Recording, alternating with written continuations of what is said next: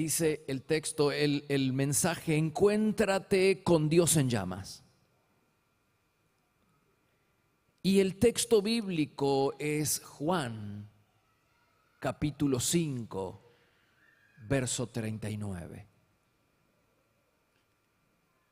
Ustedes, le dijo Jesús a los religiosos, estudian las Escrituras a fondo porque piensan que ellas les dan vida eterna. Pero el que les da vida eterna no son las Escrituras, sino el autor de las Escrituras. Las Escrituras lo que hacen es indicarles el camino a donde ustedes pueden tener la vida eterna. Las Escrituras señalan el camino. Yo soy el que puede darles la vida eterna. Y las Escrituras me señalan a mí. Qué importante es que nosotros enfaticemos en algo que decimos siempre: los creyentes no idolatramos la Biblia. Eso sería bibliolatría. No le rendimos culto a las Escrituras, sino que adoramos al autor de las Escrituras, que es muy diferente. Por esa razón es importante leer la Biblia no para incorporar información, sino para encontrar a Cristo en ellas o a través de las Escrituras. Por eso el Señor dice: las Escrituras me señalan a mí. Entonces, como los líderes religiosos de la época de Jesús, nosotros podemos tener las Escrituras.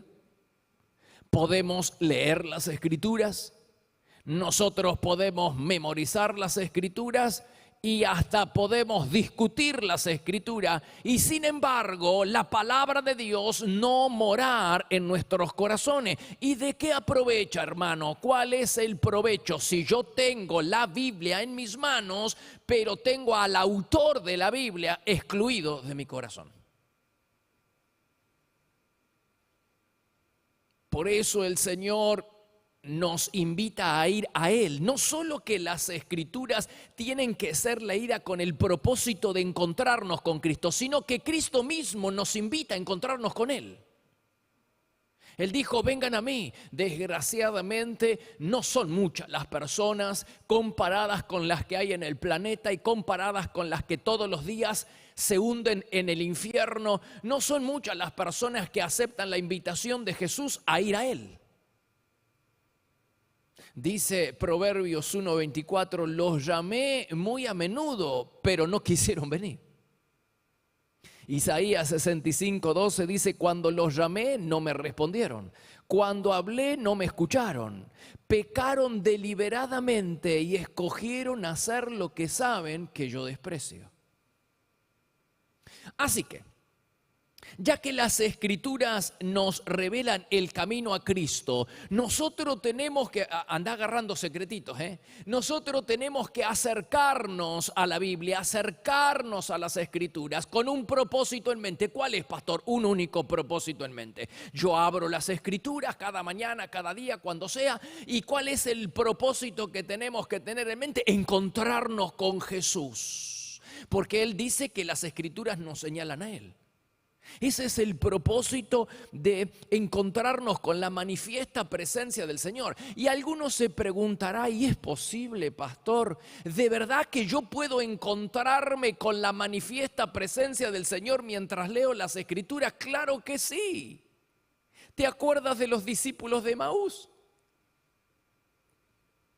Mientras ellos estaban caminando, mientras ellos estaban viajando, ¿qué pasó? Dice que Jesús condujo un estudio bíblico improvisado con ellos. Los guió por los escritos de Moisés y de los profetas, explicándoles lo que las Escrituras decían acerca de Él mismo. Y cuando terminó el estudio conducido por Jesús, cuando terminó el viaje, ¿qué pasó? Dice que los discípulos se decían uno al otro: ¿no ardía nuestro corazón mientras nos explicaba las Escrituras? ¿Qué significa eso de corazones ardientes? Significa que ellos habían tenido un encuentro con la manifiesta presencia del Señor como resultado de un estudio bíblico guiado por el mismo Jesús. ¿Te das cuenta? Es decir, ellos se encontraron con Dios, ellos se encontraron con el Cristo resucitado mientras estaban estudiando las Escrituras. Entonces es posible. Nosotros también necesitamos, como ellos, corazones que se queman mientras leemos las Escrituras. Eso sí, te recomiendo, si tú quieres encontrarte con el Cristo resucitado, si quieres encontrarte con Dios leyendo las Escrituras, entonces toma tiempo para leerla. Primero hay que leerla y segundo hay que leerla con tiempo. Y hay que darle tiempo a Dios para que se revele. Por eso dice que los instrumentos adecuados de un buscador de su presencia es un lugar quieto. Encuentra un lugar en tu casa quieto, o en tu oficina, en tu habitación, donde sea, quieto. Y tiene que ser una hora quieta. Hay que apagar el celular, una hora quieta. Un lugar quieto, y hay que aquietar el corazón para poder encontrarnos con Dios a través de las Escrituras. No lo podemos hacer a las apuradas.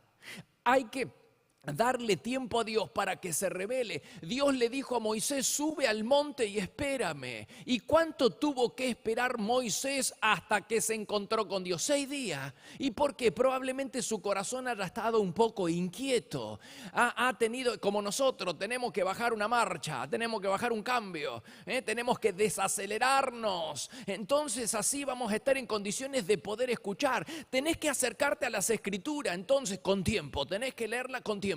Y darle tiempo a Dios y tener que acercarte con fe, con expectativa de que va a tener ese encuentro. Y Dios se va a manifestar de la misma manera que lo hizo con los discípulos. ¿Y qué pasó cuando Moisés se encontró con Dios después de 6 días? Tuvo un encuentro que cambió su vida. Y no solamente su vida, sino que cambió la humanidad. ¿Te das cuenta que un encuentro con Dios lo cambia todo? Lo que más necesitamos es encontrarnos con Dios. Y eso es posible con la manifiesta presencia del Señor. Es posible si empezamos a estudiar, a leer y a meditar las Escrituras con un propósito en mente: encontrarnos con el autor de las Escrituras, que es Jesucristo.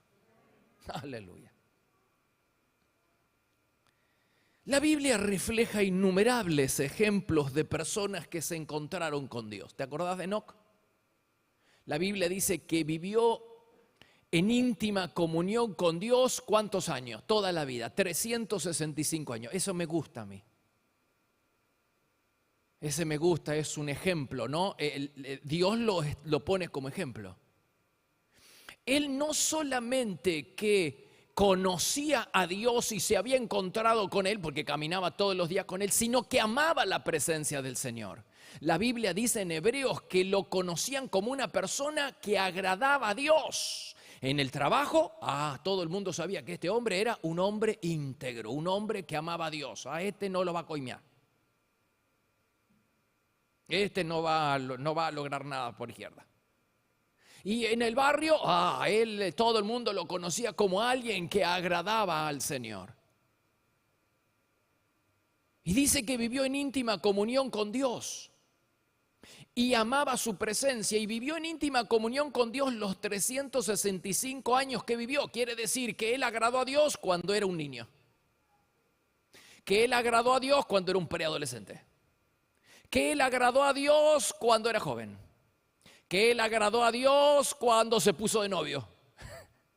Y que él agradó a Dios cuando se casó.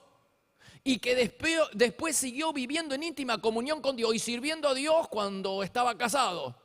Y vivió en íntima comunión con Dios, sirviendo al Señor cuando tenía hijos. Y cuando tuvo uno y cuando tuvo varios. Y cuando fue viejo, y no, es un hombre, me gusta, porque él no era una estrella fugaz como somos muchos de nosotros. Damos mucha luz, pero por un tiempito. Vos lo ves, hermano, la hermana. Hermano, cuánta luz. Pero por un ratito nomás. Después se apagó. No te apagues, hermano. No te apagues. En las cosas espirituales no nos podemos apagar. Y ahí lo tenés entonces a Enoc. Ahora, fíjate, Dios estableció que Enoc fuera para nosotros un modelo, un ejemplo a seguir. ¿Por qué? Porque el versículo siguiente a este que hemos leído dice así: sin fe, es decir, lo pone a Enoc como un hombre de fe. Sin fe es imposible agradar a Dios. Cualquiera que se acerque a Él tiene que tener la confianza de que Dios, en primer lugar, existe. Claro, eso no hay problema. Y que Él es dador de la recompensa. ¿Qué recompensa? Es dador de la recompensa, una recompensa, es decir, una por encima de otras.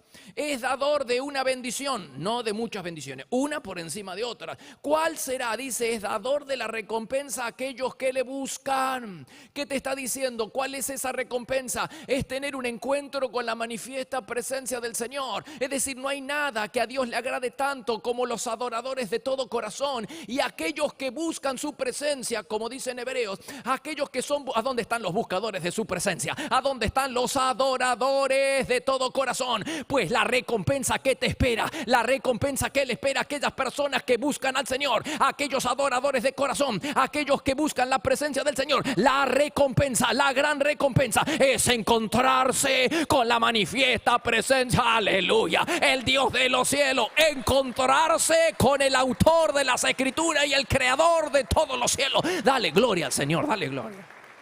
¡Wow! Hermanos, qué recompensa. Yo quiero esa. Esa es la recompensa, porque cuando vos tenés a Dios, tenés todo.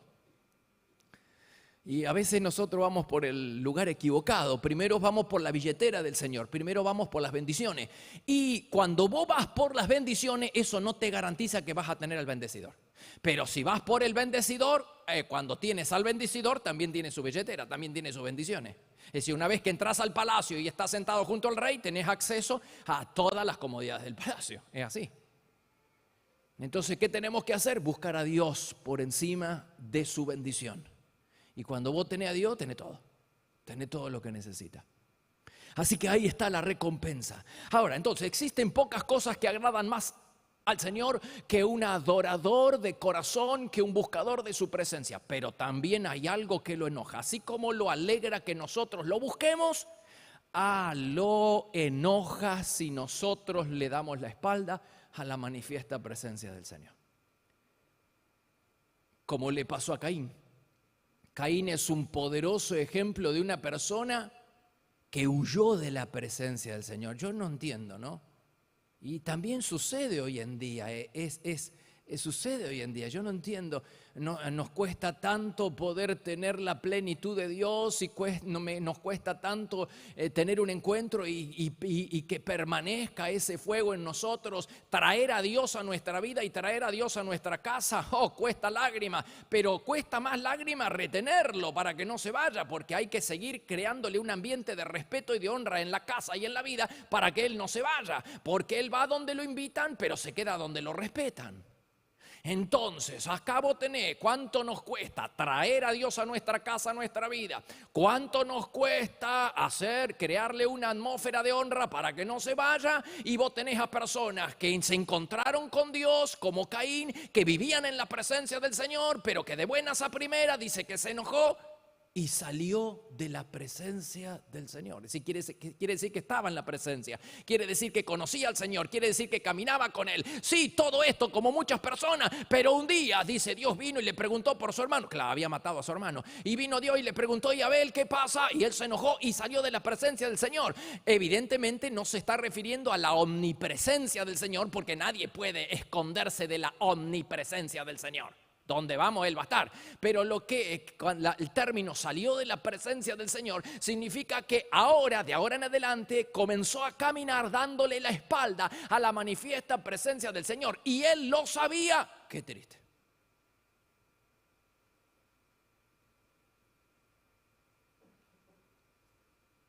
Qué triste.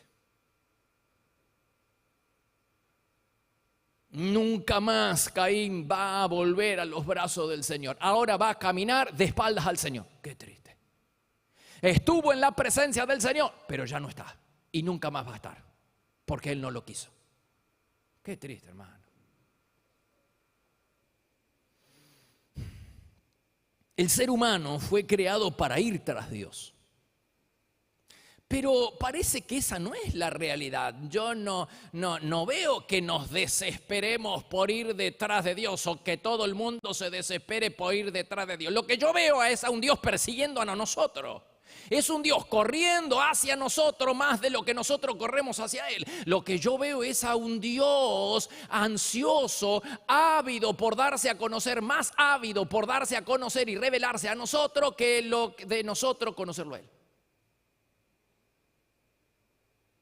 Y lo vas a ver desde el Edén, que empezó a revelarse, hasta la ciudad celestial. Vas a ver que siempre el propósito eterno de Dios fue revelarse a sí mismo. Y miles de personas ya han tenido un encuentro con Dios. Un Dios que arde en llama, un Dios que arde en fuego, arde en llamas, mientras se revela, mientras se manifiesta. A Dios le encanta, a Dios le gusta revelarse en medio del fuego.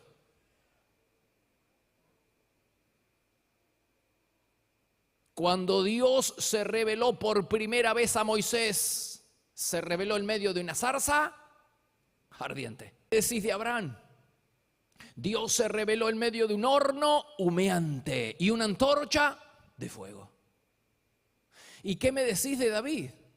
David un día, en un momento especial de su vida, levantó un altar, colocó un sacrificio y dice que Dios contestó enviando agua. No, enviando fuego. Enviando fuego desde el cielo para quemar la ofrenda sobre el altar. A Dios le gusta revelarse y darse a conocer mediante el fuego. ¿Te acordás de Salomón? Sí. El que hizo ese gran templo, sí. ¿Te acordás el día en que él dedicó el templo al Señor? Dios se reveló y se manifestó como cayó fuego del cielo que consumió los sacrificios y la gloriosa presencia del Señor llenó el templo. ¿Y dónde están aquellos que quieren renovar sus vidas espirituales? Aquellos que quieren un refresco, un refrigerio espiritual. ¿Y a dónde están aquellos que quieren renovar su ministerio? Que quieren un ministerio de unción. Van a tener que encontrarse con el Dios en fuego, como lo hizo Isaías. Dice, Isaías ya era profeta, pero después que se encontró con el Dios en fuego, fue un profeta de fuego, un profeta diferente. Dice, uno de los serafines voló hacia mí, traía una brasa que había tomado del fuego del altar y me tocó, con esa brasa ardiente, me tocó los labios y me dijo, Dios ha quitado tu maldad y ha perdonado tus pecados. Así que aquellos que quieren renovar su ministerio, aquellos que quieren renovar su vida espiritual, tienen que encontrarse con Dios en fuego. El pueblo de Israel se encontró con Dios en llama. Dice, el Señor los guiaba de día en una columna de nube y de noche en forma de una columna de fuego. Y cuando Dios se reveló al pueblo de Israel, lo hizo en medio de un fuego. Oh, empezó a arder la montaña. Imagínate ese cuadro, hermano. Nosotros leemos como si fuera, imagínate ese cuadro, una montaña que empezó a temblar y que estaba ardiendo en fuego. Dice, el monte Sinaí estaba totalmente cubierto de humo porque el Señor había descendido sobre él en forma de fuego. Y ahí tenemos al apóstol Pablo, que fue transformado. Su vida cambió. ¿A dónde están aquellos que quieren que su vida cambie? Vamos a necesitar encontrarnos con Dios en llama. Su vida cambió totalmente el día en que se encontró con el Dios en fuego. Dice, desde el cielo lo rodeó un gran resplandor como de un rayo. Ese camino a Damasco lo cambió para siempre. Así como el Dios en llama cambió a Isaías y su ministerio para siempre, así como cambió a Moisés y a toda la humanidad para siempre. ¿Y qué me decís de Juan, el apóstol Juan en Patmos? Él se encontró con el Jesucristo resucitado y dice que cuando lo vio, ardía de pie a cabeza. Lo vio en medio de 7 candeleros de oro, fuego. Dice, sus ojos eran como llamas de fuego. Tenía 7 estrellas, esto es fuego, estrellas en la mano derecha y para colmo 7. Y dice, y la cara era semejante al sol cuando brilla en todo su esplendor, fuego. Es decir, lo vio, se encontró con el Dios en llama y tuvo la revelación del Apocalipsis. El que tiene oídos para oír, que oiga. Si tu ministerio va a ser renovado, si va a haber revelación, si va a haber más unción, si va a haber poder, necesitamos encontrarnos con el Dios en fuego. ¿Y qué me deciden los primeros cristianos? Dale gloria al Señor, dale gloria al Señor. Eso es lo que necesitamos.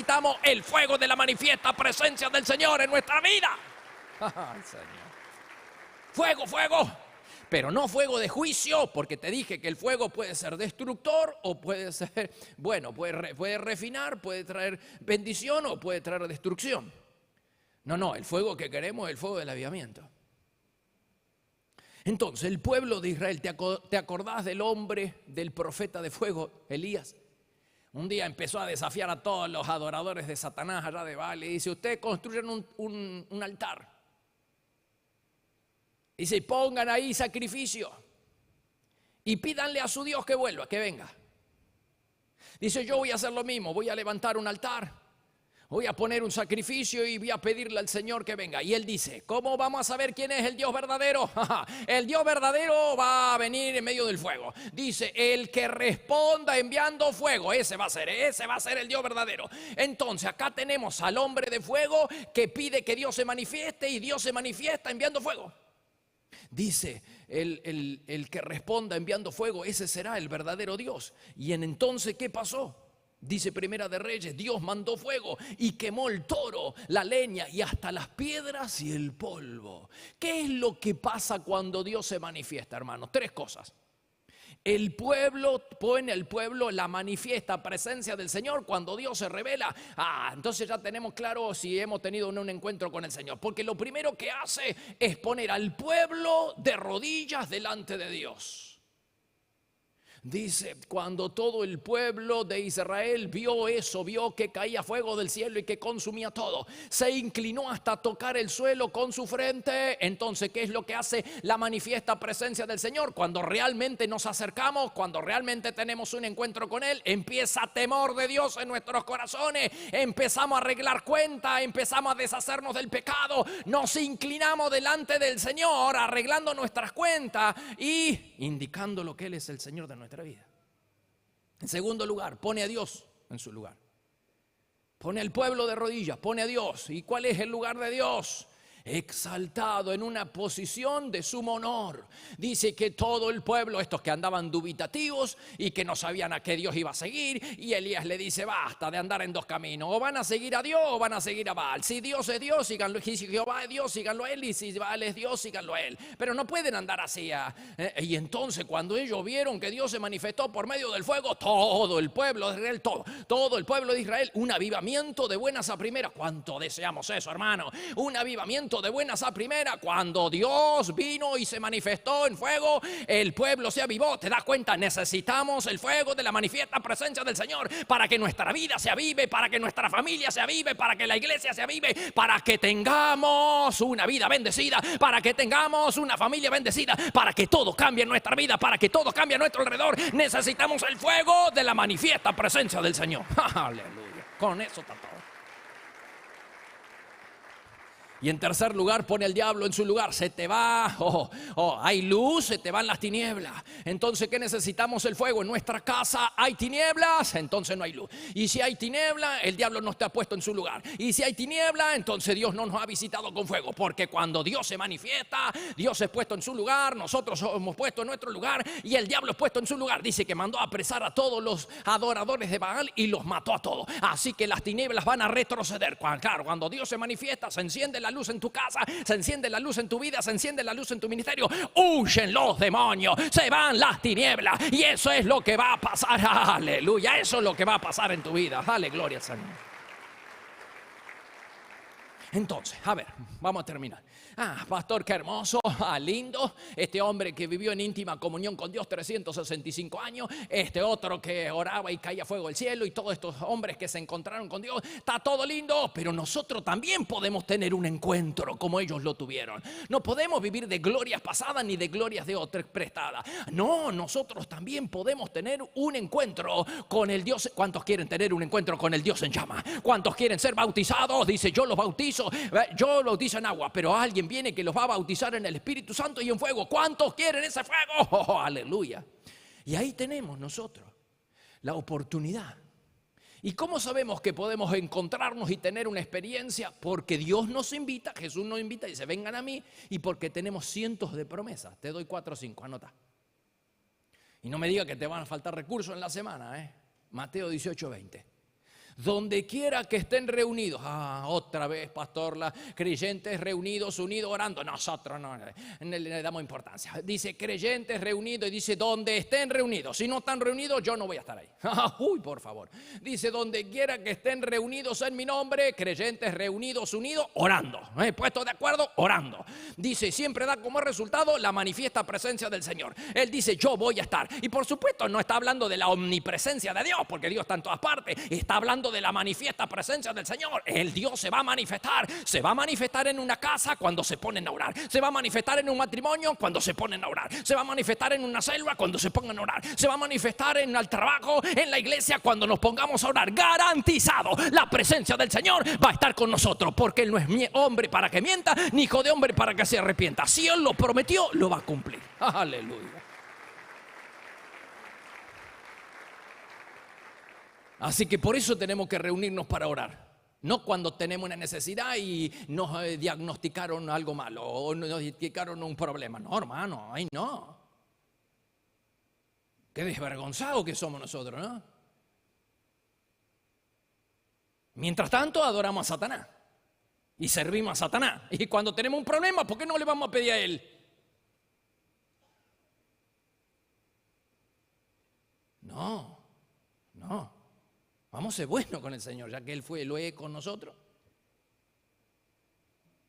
Mira, dice Santiago 4:8, acérquense a Dios y Dios se va a acercar, garantizado. No habla de la omnipresencia.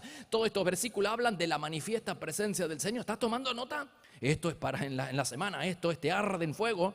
Dice Lucas 11:13, si ustedes, gente pecadora, saben dar buenos regalos a sus hijos, ¿cuánto más su Padre Celestial les va a dar? ¿Qué cosa? El Espíritu Santo. Él lo bautiza a quienes se lo pidan. Garantizado. Si nosotros entonces se lo pedimos, el Señor nos lo va a dar.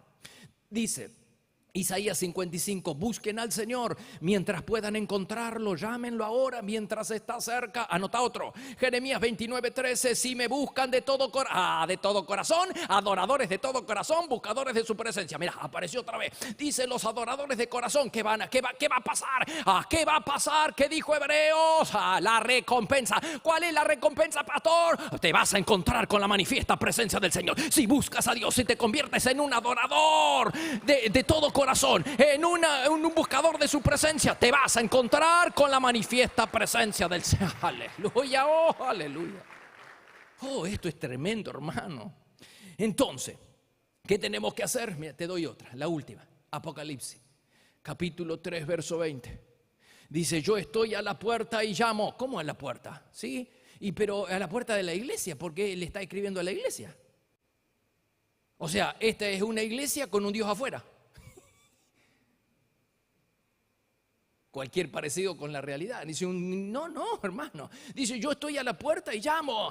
Alguien se va a abrir, me va a dar la bienvenida acá. Dice, si oye mi voz y abre la puerta, yo entraré. ¿Y qué va a pasar? Y vamos a cenar como amigos. Está hablando de intimidad. Está hablando de encuentro, de cercanía. ¿Te das cuenta? Solamente hace falta que le abramos la puerta y le demos la bienvenida.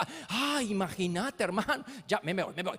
¿Te podés imaginar? Jesucristo resucitado que ofrendó su vida a Dios por toda toda la humanidad, entrando en tu vida, entrando en tu casa, entrando en la vida de tu familia, entrando en tu ministerio. Solamente hay que abrirle la puerta y darle la bienvenida, y va a ver cómo la manifiesta presencia, como el fuego de la manifiesta presencia del Señor entra a tu casa, entra a tu vida, y todo va a cambiar. Todo cambia cuando un encuentro con Dios lo cambia todo. Aleluya, aleluya, dale gloria al Señor.